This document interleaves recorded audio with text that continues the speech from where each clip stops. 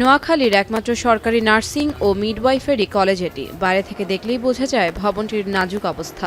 ভেতরের দেয়াল জুড়ে বড় বড় ফাটল, খসে পড়েছে পলেস্তারা। ভবনটা আছে, এটা যদি আমাদের পুনর্নির্মাণ করা হয়, নতুন ভবন করা হয়, তাহলে একমাত্র এর থেকে পরিত্রাণ পেতে পারে। আমরা বাইরে থেকে আসা যাওয়া করতেছি, রাতেও আসতেছি, সকালেও আসতেছি, দুপুরেও আসতেছি। তো সেই জন্য আমাদের যাওয়া আসাতে অনেক ঝুঁকিও থাকতেছে। 2025 সালে কলেজটিকে ঝুঁকিপূর্ণ ভবন ঘোষণা করে গণপূর্ত বিভাগ। এই ঝুঁকিপূর্ণ ভবনেই প্রতিদিন আতঙ্ক নিয়ে ক্লাস করছেন শিক্ষার্থীরা।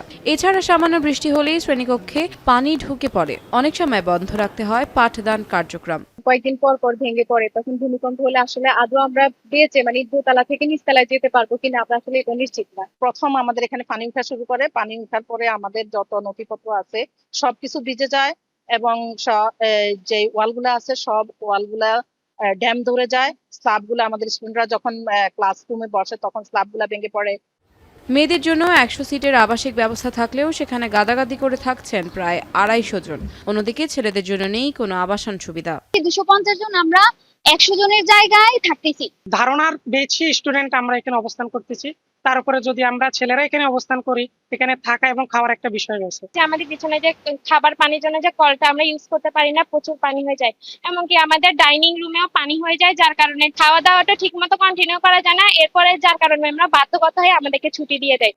ঊর্ধ্বতন কর্তৃপক্ষকে একাধিকবার এ বিষয়ে জানানো হলেও প্রতিকার মেলেনি বলে অভিযোগ শিক্ষকদের। আর ঝুঁকিপূর্ণ ভবনটির বিষয়ে সংশ্লিষ্টদের সাথে কথা বলে নতুন প্রকল্প প্রস্তুতের আশ্বাস গণপূর্ত বিভাগের। ডিজিএনএম এর ডিজি মহোদয়কে জানা হয়েছে।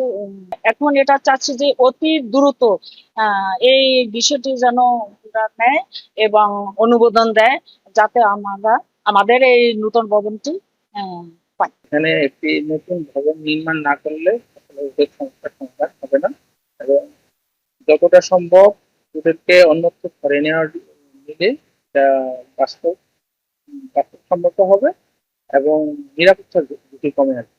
ভবনটি ভেঙে দ্রুত নতুন ভবন নির্মাণ, আবাসন সংকট সমাধানে সংশ্লিষ্ট কর্তৃপক্ষের জরুরি হস্তক্ষেপ দাবি সংশ্লিষ্টদের। এখন নোয়াখালী।